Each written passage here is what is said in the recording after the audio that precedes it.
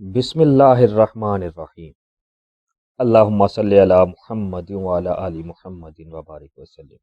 بے حد و بے حساب درود و سلام حضور آقا کریم صلی اللہ علیہ وآلہ وسلم اور ان کی آل پر۔ السلام علیکم سامعین۔ انسان بے شمار کمزوریوں کا مجموعہ ہے، لیکن ان میں سب سے بڑی کمزوری احسان فراموشی اور محسن کشی ہے۔ سامعین، یہ انسان کی ازلی فطرت ہے کہ وہ اپنے محسن کی تباہی و بربادی کے منصوبے بناتا آیا ہے۔ بادشاہوں کے حالات دیکھیے کہ ان کے زیر بار اہل دربار اعلیٰ عہدوں پر نوازے جانے کے بعد کیسے ان سے بغاوت کرتے رہے ہیں اور پھر ان کی تباہی و بربادی کا سبب بنتے رہے ہیں۔ اسی طرح اپنی زندگیوں میں دیکھیے کہ ہم جس حقیر شخص پر ترس کھا کر مسلسل احسان کرتے ہیں، وہی شخص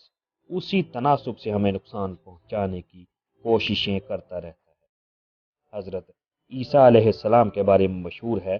کہ وہ جس مردے کو زندہ کیا کرتے تھے، وہی ان کی جان کا دشمن بن جایا کرتا ہے۔ بہرحال اس سلسلے میں بہت زیادہ سوچ بچار اور تدبر کرنے کے بعد ہم اس نتیجے پر پہنچے ہیں کہ دراصل محسن کے مسلسل احسانات احسان فراموش اور محسن کش شخص کے ذہن میں اس کا ایک کمزور تصور ابھارتے، اور وہ اس کی نیکی اور احسان کو اس کی کمزوری پر محمول کرتا ہے،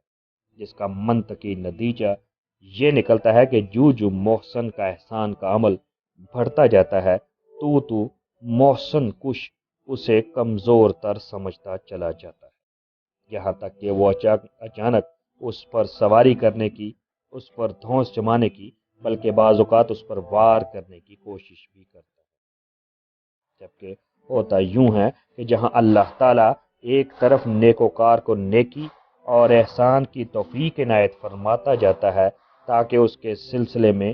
جزا کا عمل شروع کر سکے، تو دوسری طرف محسن کش کو خود بخود مزید بدی اور احسان فراموشی کا موقع ملتا جاتا ہے،